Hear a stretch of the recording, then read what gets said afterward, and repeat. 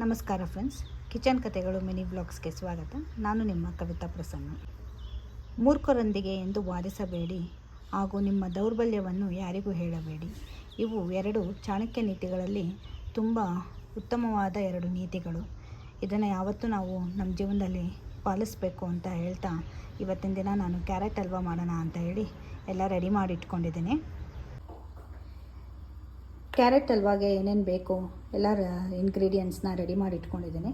ನಾನು 1 cup carrot ತೊಗೊಂಡಿದ್ದೀನಿ, 1/4 cup ಸಕ್ಕರೆ ತೊಗೊಂಡಿದ್ದೀನಿ, ಮನೆಯಲ್ಲೇ ಕಾಯಿಸಿರೋವಂಥ ತುಪ್ಪ ತೊಗೊಂಡಿದ್ದೀನಿ, ಒಂದು 3 ಕಪ್ಪಷ್ಟು ಹಾಲು ತೊಗೊಂಡಿದ್ದೀನಿ. ಅದಕ್ಕೆ ನಾನು ಕೇಸರಿನ ನೆನೆಸಿಟ್ಕೊಂಡಿದ್ದೀನಿ ಕಲರ್ ಚೆನ್ನಾಗಿ ಬರುತ್ತೆ ಅಂತ.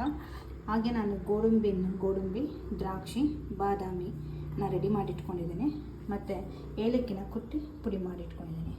ಫಸ್ಟ್ ನಾನು ತುಪ್ಪದಲ್ಲಿ ಗೋಡಂಬಿ, ದ್ರಾಕ್ಷಿ ಮತ್ತು ಬಾದಾಮಿನ ಹುರಿದ್ಬಿಟ್ಟು ಒಂದು ಸೈಡಲ್ಲಿ ಎತ್ತಿಟ್ಕೊತೀನಿ. ಫ್ರೆಂಡ್ಸ್ ನೋಡಿ, ಗೋಡಂಬಿ, ದ್ರಾಕ್ಷಿ, ಬಾದಾಮಿನ ಫ್ರೈ ಮಾಡಿಕೊಂಡು ಒಂದು ಕಡೆ ಸೈಡಲ್ಲಿ ಎತ್ತಿಟ್ಕೊತೀನಿ. ಫಸ್ಟು ಎಲ್ಲ ಫ್ರೈ ಮಾಡ್ಕೊಂಡ್ಮೇಲೆ ಇನ್ನೊಂದು ಸ್ವಲ್ಪ ತುಪ್ಪ ಹಾಕ್ಕೊಂಡು ಕ್ಯಾರೆಟ್ನ ಹಾಕ್ಕೊಂಡು ಫ್ರೈ ಮಾಡ್ಕೊತೀನಿ. ಆದಷ್ಟು ತುಪ್ಪದಲ್ಲೇ ಚೆನ್ನಾಗಿ ಹುರ್ಕೊಂಡ್ರೆ ಬೇಗ ಕ್ಯಾರೆಟು ಬೇಯುತ್ತೆ. ಫ್ರೆಂಡ್ಸ್ ನೋಡಿ, ಹೀಗೆ ತುಪ್ಪ ಹಾಕ್ಕೊಂಡು ಚೆನ್ನಾಗಿ ಫ್ರೈ ಮಾಡ್ಕೋಬೇಕು. ಕ್ಯಾರೆಟ್ದೇನು ಹಸಿ ವಾಸನೆ ಇರುತ್ತೆ ಅದು ಚೆನ್ನಾಗಿ ಹೋಗಬೇಕು. ಅರ್ಧ ಬೆಂದ ಮೇಲೆ ನಾವು ಇದಕ್ಕೆ ಹಾಲನ್ನ ಆ್ಯಡ್ ಮಾಡ್ಕೊಳ್ಳೋಣ. ಈಗ ಫ್ರೈ ಆಗಿದೆ, ಅರ್ಧ ಬೆಂದಿದೆ ಕ್ಯಾರೆಟು. ಈಗ ಇದಕ್ಕೆ ನಾವು ಹಾಲನ್ನ ಆ್ಯಡ್ ಮಾಡಿಕೊಂಡು ಬೇಯಿಸ್ಕೊಳ್ಳೋಣ. ಹಾಲಲ್ಲಿ ಈಗ ಚೆನ್ನಾಗಿ ಬೇಯಿಸ್ಕೊಳ್ಳೋಣ.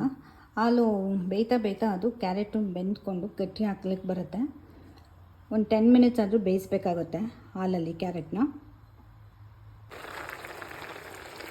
ಚೆನ್ನಾಗಿ ಬೇಯ್ತಾ ಇದೆ. ಇನ್ನೊಂದು ಸ್ವಲ್ಪ ಗಟ್ಟಿ ಬೆಂದಮೇಲೆ ಶುಗರ್ನ ಆ್ಯಡ್ ಮಾಡೋಣ, ಸಕ್ಕರೆನ ಆ್ಯಡ್ ಮಾಡ್ಕೊಳ್ಳೋಣ. ಗಟ್ಟಿಯಾಗಿದೆ. ಈಗ ಇದಕ್ಕೆ ನಾವು ಶುಗರ್ ಮತ್ತು ಏಲಕ್ಕಿ ಪುಡಿನ ಆ್ಯಡ್ ಮಾಡ್ಕೊಳ್ಳೋಣ, ಮಿಕ್ಸ್ ಮಾಡ್ಕೊಳ್ಳೋಣ.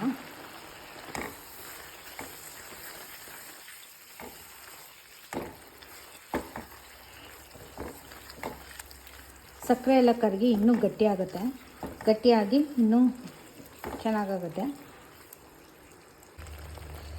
ಫ್ರೆಂಡ್ಸ್, ಗಟ್ಟಿ ಬಂದಿದೆ. ಈಗ ಇದಕ್ಕೆ ನಾನು ಫ್ರೈ ಮಾಡ್ಕೊಂಡಿರೋವಂಥ ದ್ರಾಕ್ಷಿ ಗೋಡಂಬಿನ ಆ್ಯಡ್ ಮಾಡ್ಕೊತೀನಿ. ಇದಕ್ಕೆ ಬೇಕಾದರೆ ಮತ್ತು ತುಪ್ಪ ಹಾಕ್ಕೋಬೋದು.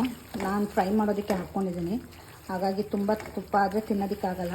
ಕೆಲವರು ಇಷ್ಟಪಟ್ಟು ತಿಂತಾರೆ, ಅಂಥವರು ಈಗ ಬೇಕಾದರೆ ಇನ್ನೊಂದು ಸ್ವಲ್ಪ ತುಪ್ಪ ಹಾಕ್ಕೊಂಡು ಮಿಕ್ಸ್ ಮಾಡಿ ಸ್ವಲ್ಪ ಬೇಯಿಸ್ಕೋಬೋದು. ಇನ್ನೊಂದು ಚೂರು ಗಟ್ಟಿ ಬರೋವರೆಗೂ ಬೇಯಿಸ್ಕೊತೀನಿ ಇದನ್ನು.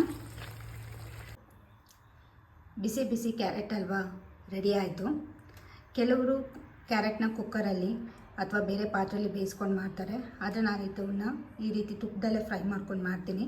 ಬೇಗನೂ ಆಗುತ್ತೆ ಫ್ರೆಂಡ್ಸ್. ಕೆಲವರು ಬಿಸಿಲೇ ತಿನ್ನಲಿಕ್ಕೆ ಇಷ್ಟಪಡ್ತಾರೆ, ಆದರೆ ನಮ್ಮ ಮನೇಲಿ ಎಲ್ಲರೂ ಸ್ವಲ್ಪ ಕೋಲ್ಡ್ ಆಗಿದ್ದರೆ ತಿನ್ನೋದಕ್ಕೆ ಇಷ್ಟಪಡ್ತಾರೆ. ಹಾಗಾಗಿ ಇದನ್ನು ನಾನು ರೆಫ್ರಿಜರೇಟ್ ಮಾಡ್ತೀನಿ. ರೆಸಿಪಿನ ಟ್ರೈ ಮಾಡಿ ಫ್ರೆಂಡ್ಸ್. ಲೈಕ್ ಮಾಡಿ, ಶೇರ್ ಮಾಡಿ, ಫಾಲೋ ಮಾಡಿ. Thank you.